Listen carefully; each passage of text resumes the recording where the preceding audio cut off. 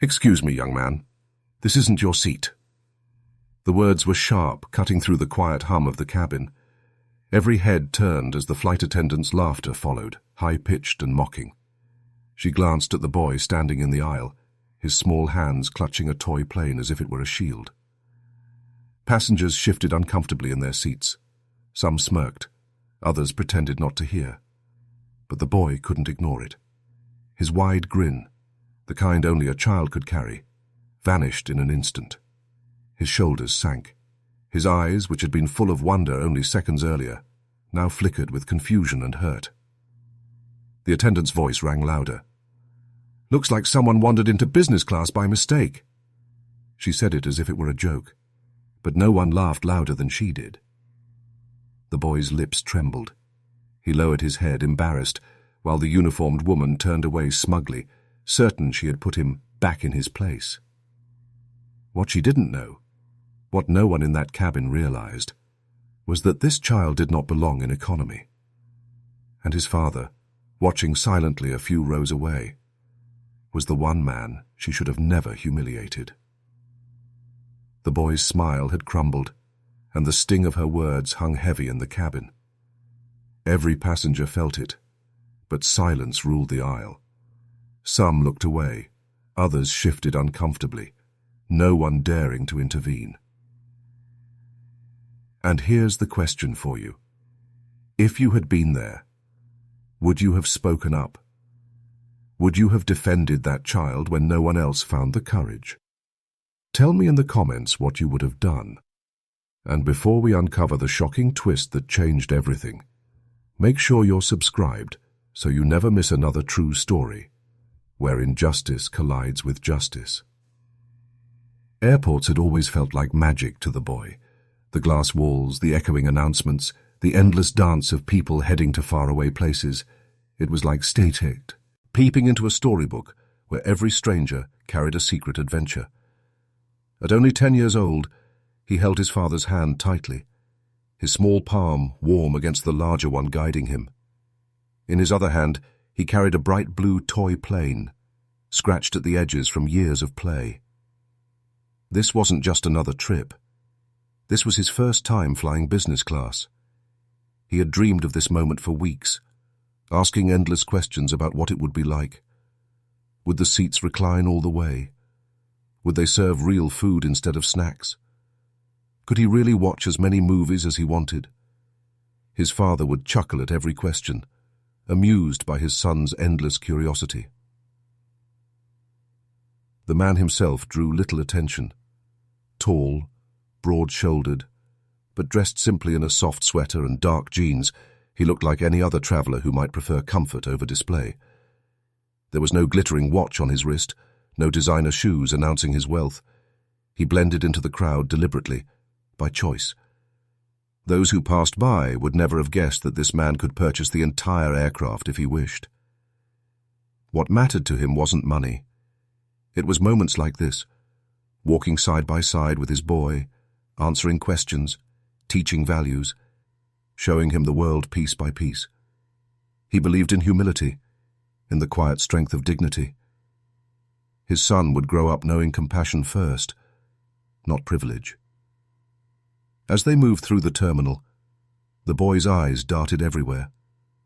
At the shops filled with books and sweets, at the long lines curling toward security, at the planes parked outside like sleeping giants. He tugged on his father's arm. "Dad, do you think our plane is the biggest one out there?" His voice was full of awe, loud enough for a few nearby travelers to smile at his enthusiasm. His father glanced out the window, pretending to study the aircraft before nodding. "It might be, but I know what's even bigger." The boy tilted his head, waiting. "Your imagination. That's the only thing that can really take you anywhere."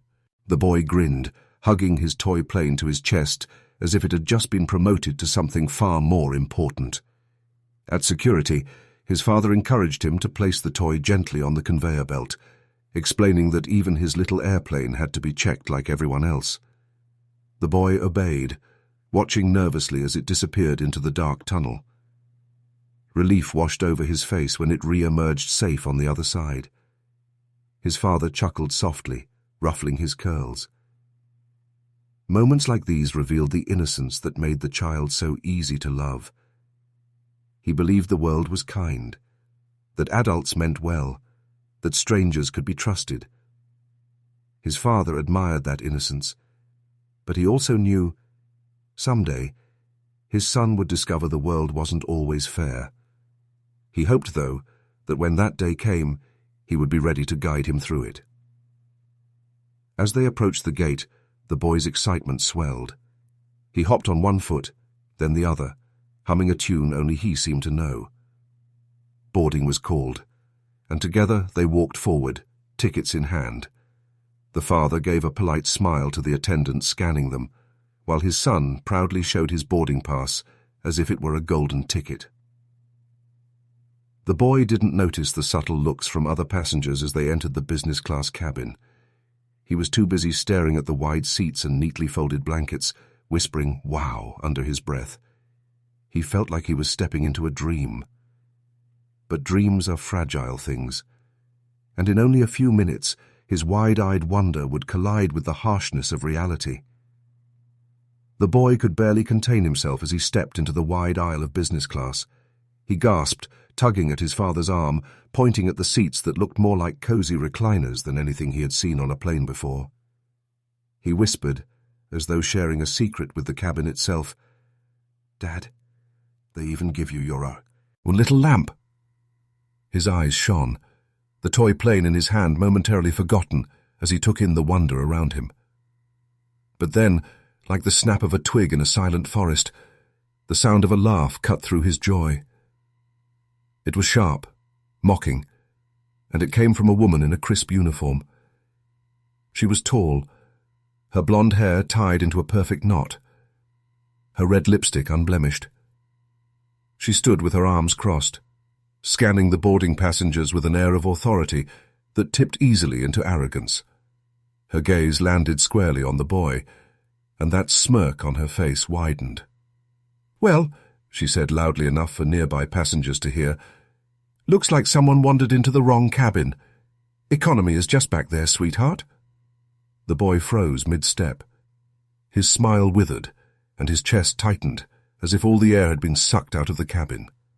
Passengers around them shifted, some letting out nervous chuckles, others glancing away to avoid the uncomfortable scene. The boy looked at his father, seeking reassurance. His father's expression didn't change.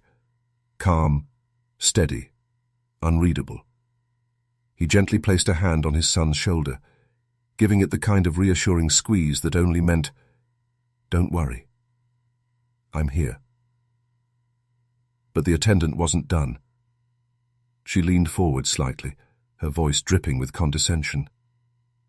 "Sir," she said to the father now, "business-class tickets are expensive. We can't just let anyone sit here for show. I'm sure you both would be more comfortable in your assigned seats further back." A faint ripple of laughter stirred again among the passengers. Not cruel, not loud, but complicit all the same. The boy's ears burned. His fingers tightened around the toy plane until his knuckles went pale. He wished he could vanish, wished he could shrink into his seat and hide from every staring eye. His father said nothing. He simply guided his son toward their seats, the calm in his movement striking, almost defiant in its quietness. He sat down without a word, letting his son settle beside him. But the boy felt every glance, every whisper that circled them like a cruel wind. The attendant, unsatisfied, spoke again, her tone harsher this time. "Sir, I'll need to see your tickets once more. Business class has standards, and I wouldn't want you to feel out of place." Her emphasis on those words carried venom. Out of place. Passengers nearby stirred again. A man in a suit cleared his throat, looking uncomfortable but saying nothing. A woman in pearls shook her head faintly, her lips pressed tight, as if she disapproved but dared not interfere. Silence was the weapon of the cabin, and it cut the deepest. The boy's father reached calmly into his pocket, pulling out the 2 boarding passes. He handed them over without a word, his face expressionless, his movements deliberate. The attendant took them with a huff, scanning them with exaggerated scrutiny. She squinted, then her smirk returned. "Well, well. Seems legitimate." She handed them back, leaning in closer now, lowering her voice but still loud enough for nearby passengers to hear. "Though between you and me, sir, some people think buying a seat up here is just about making a show of it, especially when you don't fit the part." Her eyes flicked deliberately to his plain sweater, his casual jeans, his unassuming demeanor. She thought she'd unmasked him, exposed him as someone pretending to belong, and she wanted everyone else to think the same. The boy's chest ached.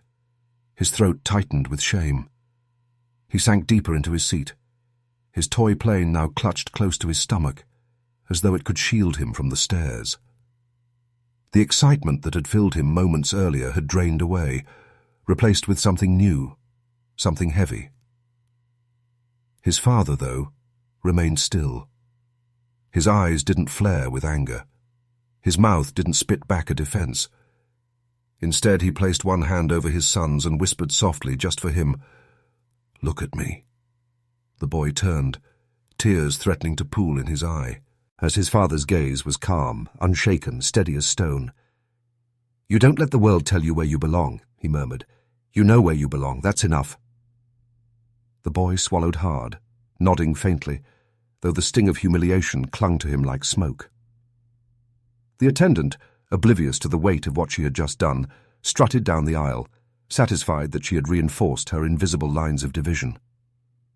Passengers resumed their quiet murmurs.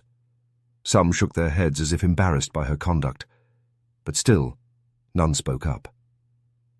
The injustice was raw. A child had been judged not for his behavior, not for his joy, not for his innocence, but for the color of his skin, for the plainness of his father's clothes, for daring to sit in a seat that others thought he didn't deserve. And yet, through it all, the father did not erupt. He did not argue or defend or make a scene. He sat in silence, watching, absorbing, every muscle in his body disciplined. But what no one realized in that moment was that his silence wasn't weakness. It was patience, and his patience would soon become the very thing that turned the skies upside down. The cabin settled into an uneasy calm. The murmurs faded, the clink of buckles fastening echoed through the air, and the hum of engines began to rise beneath the floor. Yet for the boy, everything felt different. Where moments ago the world had seemed bright, filled with wonder, now it felt dim, smaller, as though even the wide seats and soft blankets could not shield him from the sting of humiliation. He sat stiffly, his toy plane resting on his lap like a weight he no longer wanted to hold. His shoulders curled inward, his excitement buried under layers of shame. Every time the attendant walked past, her heels clicking against the carpeted floor, he shrank a little further into his seat. His father noticed. He leaned closer, his voice low, steady, the kind of voice that carried warmth even in the coldest storm. "Sit back, son," he whispered, adjusting the boy's seatbelt gently.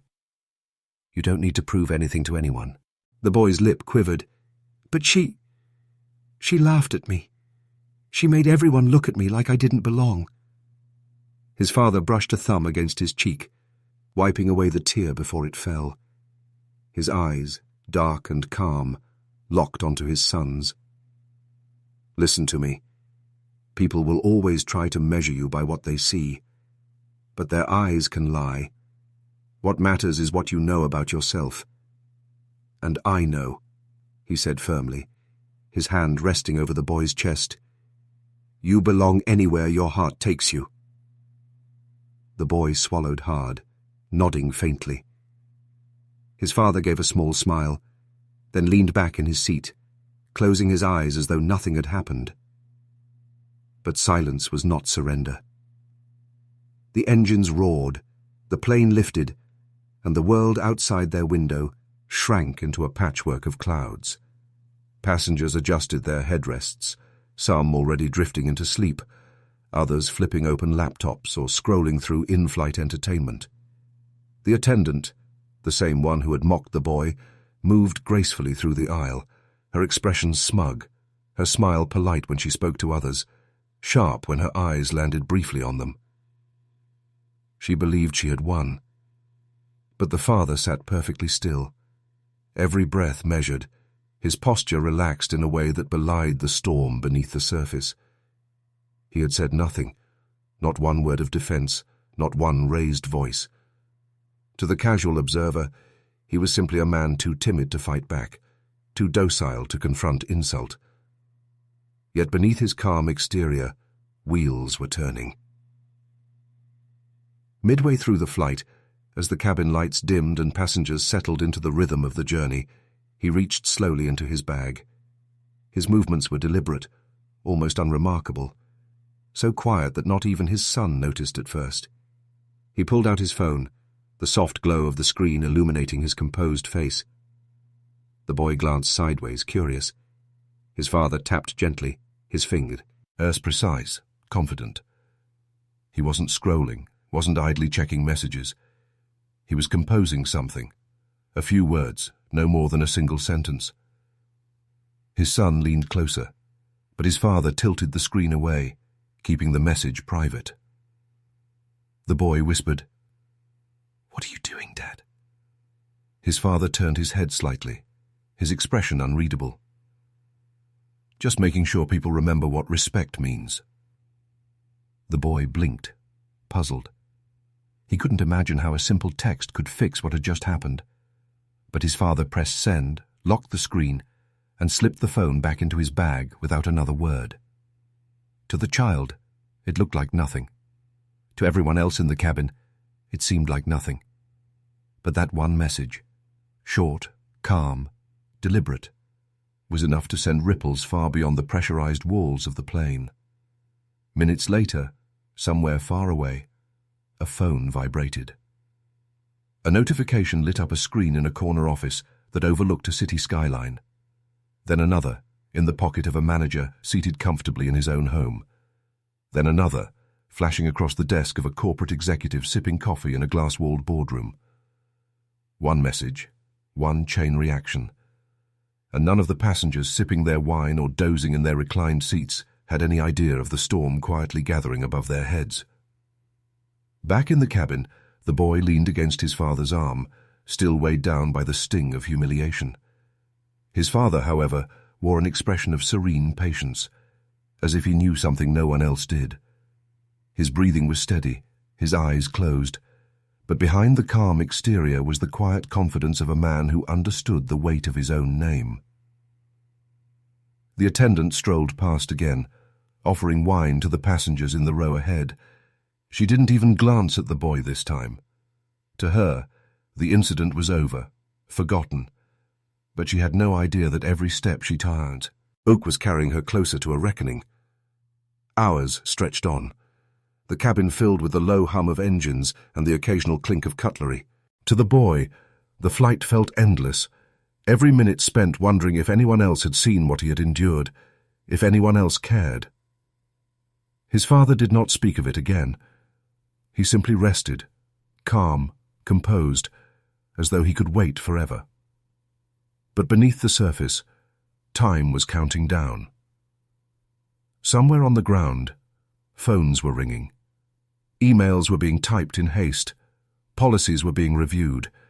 And at 30,000 feet, the boy's father sat silently, his son leaning against him, while a storm brewed far beyond the sight of anyone in that cabin. The boy could not know it yet, but his father's silence was not the silence of defeat. It was the silence before the storm. And when it broke, the skies would never feel the same again. The wheels touched down with a shudder, the engines roaring as the plane slowed across the runway. Passengers stirred awake, gathering belongings, stretching stiff limbs, murmuring about the weather outside or the meetings ahead. To them, it was just another landing. But for one man, and for one boy still holding a worn toy plane, this arrival meant far more. The father glanced at his son, who was now half asleep against his arm. His expression was unreadable, but there was a certainty in his gaze, as though every second of patience had been measured and accounted for. The storm he had summoned was waiting just beyond the gate. The attendant walked briskly through the aisle, her smile polite again as she directed passengers to remain seated until the seatbelt sign turned off. She moved with the same confidence as before, her heels clicking, her posture sharp. In her mind, she had restored order long ago. Whatever small humiliation she had inflicted would fade into nothing. After all, she thought, who would believe or remember a child's discomfort? But as the plane rolled toward its designated gate, something shifted. Out the window, figurees, res were waiting, not just the usual ground crew, but men in tailored suits, women with lanyards and clipboards, and several security officers standing at attention. They weren't here for the passengers in business class or for the weary travelers in economy. Their eyes were fixed on one man, the boy's father. The seatbelt sign flicked off with a chime, and passengers began unbuckling, stretching, reaching for bags. But before the line could form in the aisle, an announcement came over the intercom. The voice of the captain, measured but faintly nervous. "Ladies and gentlemen, we ask that you remain seated momentarily. There will be a brief delay as we prepare for a special passenger disembarkation. Thank you for your patience." Confused murmurs rippled through the cabin. Heads turned, brows furrowed. Who could possibly warrant such treatment? And then the doors opened. The executives stepped inside, their polished shoes clicking against the floor, their faces a mixture of formality and unease. At the center of the group was a man in a dark suit, his tie perfectly knotted, his demeanor respectful, yet urgent. He walked down the aisle with purpose until he stopped directly at row 5. "Sir," he said, bowing his head slightly, "we're honored to have you with us today. On behalf of the airline and the board, welcome back. We apologize for any inconvenience you may have experienced." The cabin fell into stunned silence. Passengers craned their necks, eyes wide, whispers buzzing through the air like static. They glanced at the casually dressed man in the sweater, the same man who had been mocked, dismissed, quietly enduring the sting of insult. Could it be? The attendant stood frozen at the front of the cabin, her painted smile collapsing into disbelief. The executive continued, his tone reverent. "Transportation is waiting for you on the tarmac. The chairman has been informed. If there's anything at all we can do to make this right, please let us know." The father inclined his head in a quiet nod, speaking for the first time with a voice calm, deliberate, carrying weight far beyond its volume. "Thank you. My son and I will disembark now." He rose smoothly, helping his boy gather the small toy plane, slipping the strap of his bag over his shoulder. He moved without arrogance, without flourish, as though this attention meant nothing to him. Yet to everyone watching, the shift in power was undeniable. Passengers whispered fiercely now, their voices low but urgent. "Who is he? Did you hear? They said the chairman knows him. Wait, doesn't he own part of the airline?" Speculation swirled, each whisper sharper than the last. And then, the truth settled among them like a heavy curtain. This was not just any man. This was a billionaire mogul, a name etched into industries spanning finance, technology, and aviation itself, a man whose influence reached the boardrooms of the very company that employed the flight attendant. The boy clung to his father's hand, confused by the sudden attention. He tugged lightly at his sleeve. "Dad, why are all these people looking at you like that?" His father bent low, his voice soft, reassuring. "Because sometimes, son, the world only sees what it wants to see, until it's reminded who really holds the keys." At the front of the cabin, the attendant's face drained of color. Her earlier smirk, her mocking tone, her cruel laughter, all of it replayed in her mind like a haunting echo. She had laughed at a child whose father could buy and sell the company that paid her wages. She had humiliated the son of a man whose name could alter careers with a single word. She tried to compose herself, straightening her shoulders, forcing a smile, but her hands trembled as she gripped the service cart for support. The father walked past her without so much as a glance. His silence spoke louder than any insult could have. It wasn't anger. It wasn't revenge. It was dismissal. She was beneath his attention, irrelevant in the shadow of his authority. And that dismissal crushed her more than fury ever could. The executives followed closely behind as he and his son exited the plane, disappearing into the jet bridge where cameras flashed discreetly and staff bowed in hurried respect. The cabin buzzed with shock, disbelief, awe.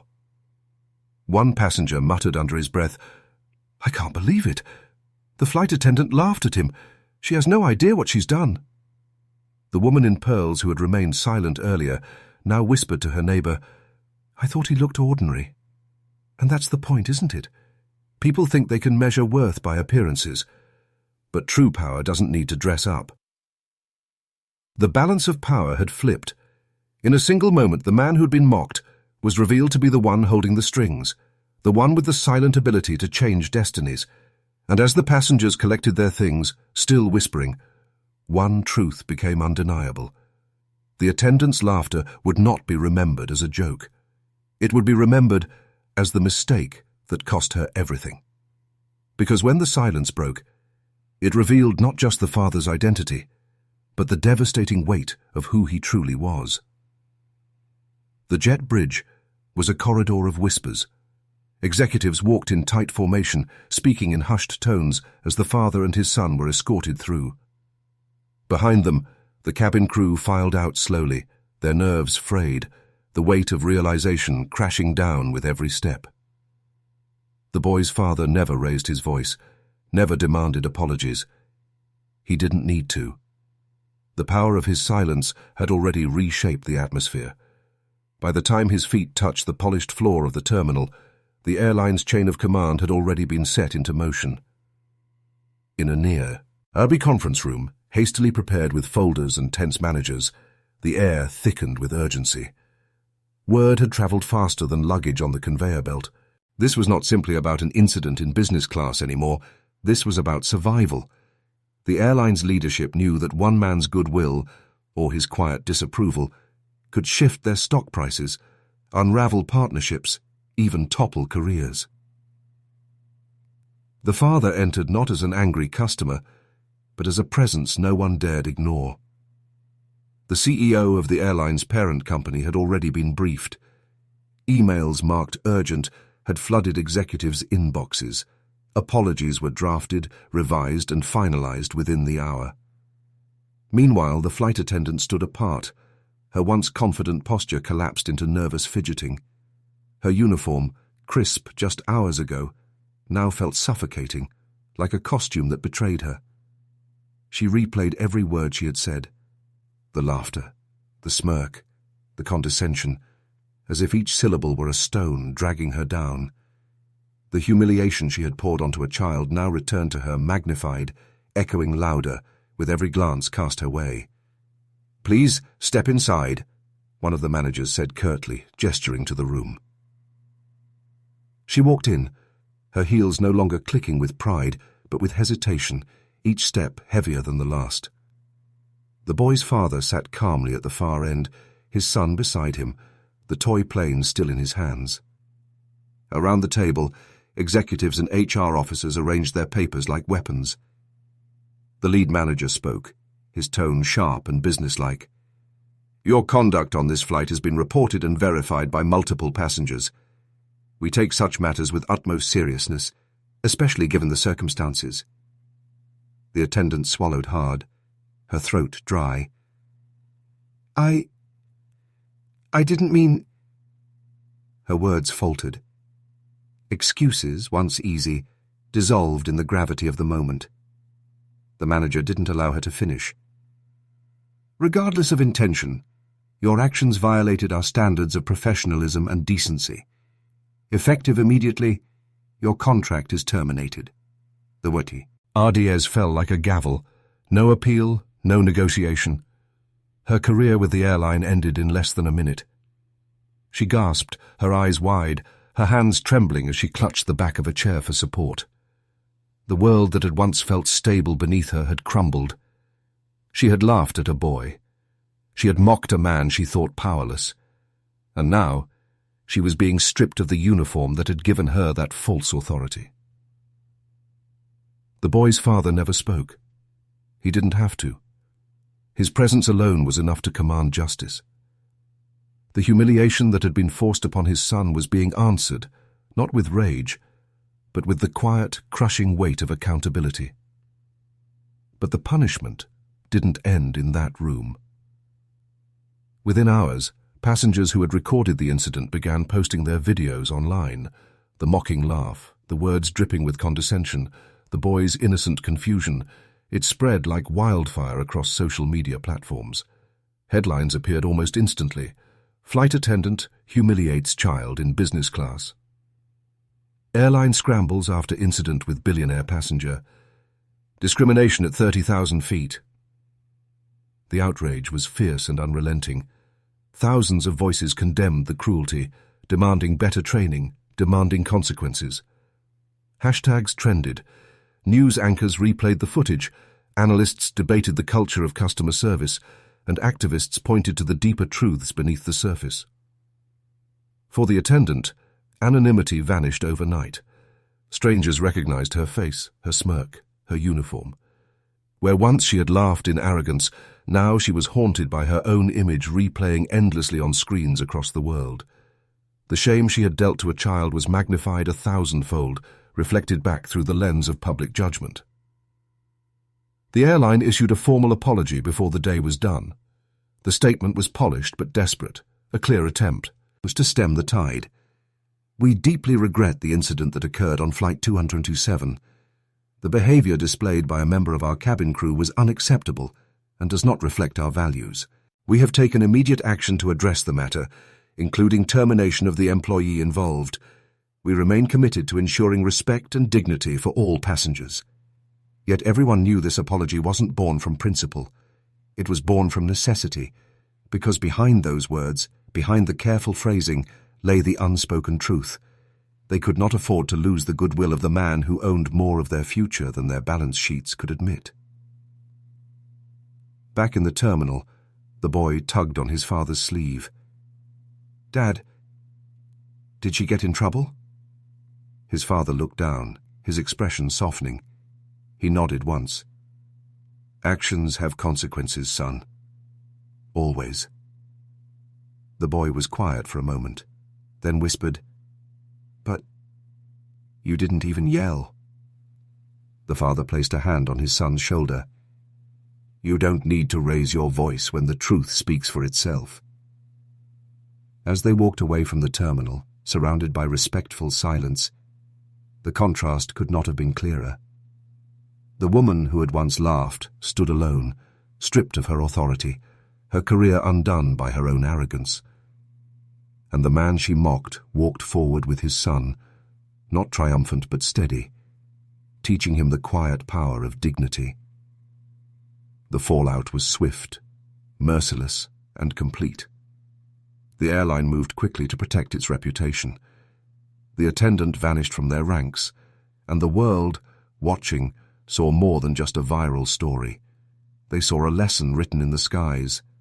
The humiliation of innocence will always echo back, louder than it was given. And this time, the echo shattered everything. The house was quiet that evening, the hum of the city beyond their windows softened by distance.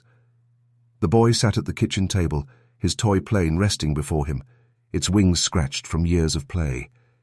He traced a finger along the edge of the wing, his mind still heavy with the day's events. His father poured 2 glasses of water, setting one in front of him before taking a seat across the table. For a long moment neither spoke. The silence was gentle now. Not the silence of humiliation, but of understanding waiting to be spoken. Finally the boy asked, his voice small, "Dad, why didn't you get mad at her?" Why didn't you yell?" The father leaned forward, his eyes steady, his tone calm but full of meaning. "Because true power doesn't need to shout. Anger burns fast, son. It flares up and disappears. But dignity lasts.